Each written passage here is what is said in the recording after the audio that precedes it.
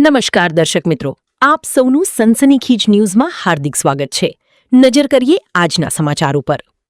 વડોદરા શહેરના આજવા ચોકડીથી આજવા તરફ જવાના માર્ગ પર ઘૂંટણસમા પાણી ભરાતા વાહન ચાલકોને મુશ્કેલીનો સામનો કરવો પડી રહ્યો છે। વડોદરા શહેર સહિત સમગ્ર ગુજરાતભરમાં મેઘો પણ અનરાધાર વરસાદ વરસી રહ્યો છે, ત્યારે મેઘો વડોદરામાં 2 દિવસથી સતત વરસી રહ્યો છે।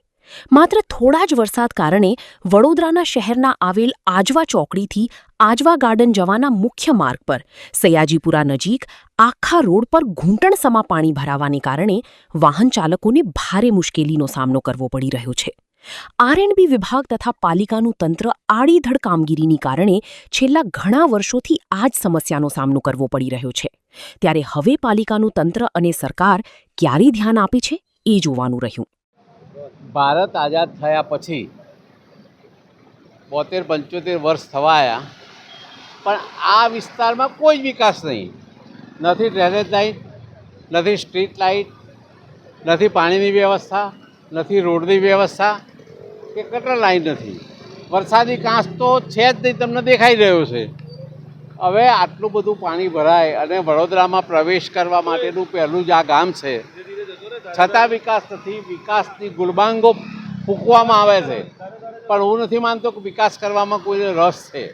અમે સરકારી, અર્ધ સરકારી, ચૂંટાયેલા, વગર ચૂંટાયેલા અને સરકારી ઓફિસરો આ બધામાં છેલ્લા 6 વર્ષથી ખૂબ રજૂઆત કરીએ છીએ, પરંતુ એનો કોઈ નિકાલ આવતો નથી, કારણ કે નિકાલ લાવવામાં કોઈને રસ નથી।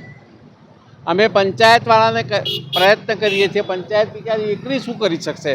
આ પ્રશ્ન એવો છે કે આ તો જિલ્લા પંચાયતે અથવા તો શહેરવાળાએ અથવા તાલુકા પંચાયતે આને ઉકેલ કરવો જોઈએ।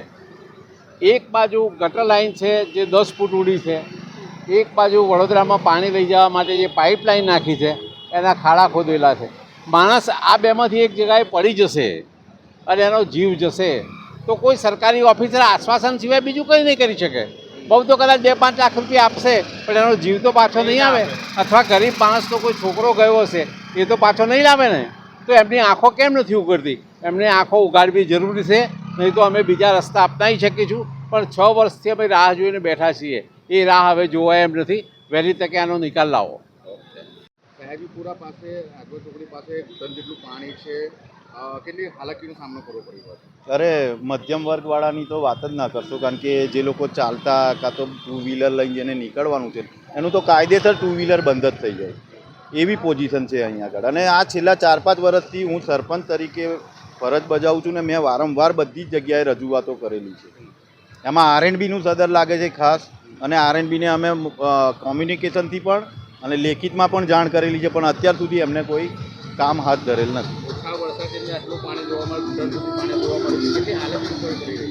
અરે એ જ છે। અને બીજું કે આ જે સિચ્યુએશન ઊભી થઈ ત્યારબાદ અમે ફોન કર્યા પછી આરએનબીએ એક અત્યારે જેસીબી મોકલ્યું છે, જે પ્રી મોન્સૂન કામગીરીમાં અગાઉ કરવાનું હોય।